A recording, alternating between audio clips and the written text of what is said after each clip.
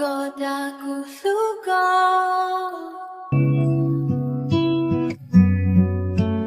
Godaku suka Godaku nu Godaku suka You speak in pretty lies, but truth lives in my heart. Godaku suka, Godaku suka, Godaku suka. Có hai tia có lũ tia chỉ có là đa sư lo của xia, chẳng tia xia tia tê rau yo mua tia. Có là đa cú lo cú chèn to lúc lời nó nữ chẳng lúc chỉ bảo thua. Có là đa sư cú chèn to cú chèn to. Có đa cú su có những bảo tia. Có là đa sư tia chỉ vì yo cú lu có cú thia li ua ya tu nâng chùa.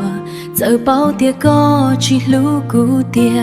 Có là đa sư lo cú chèn to lúc lời nó nữ chẳng lúc chỉ bảo thua. Có là đa sư cú chèn to cú chèn to.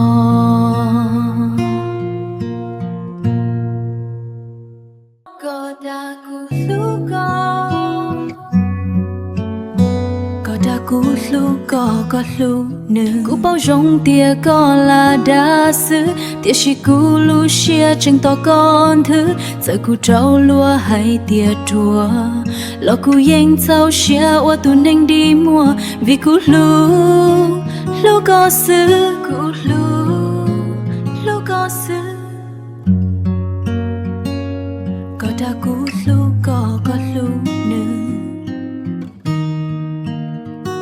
giờ có chuyện do khá cú lỡ cú lúc sẽ tranh toàn trong có ý lên giờ bao tia có mù chỉ cho khá lo cú yên tranh mua kể chia sẻ vì cú lúc có sự yêu qua tu chùa to có sự.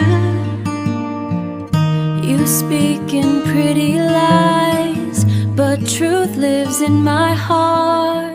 Godaku suka, Godaku suka.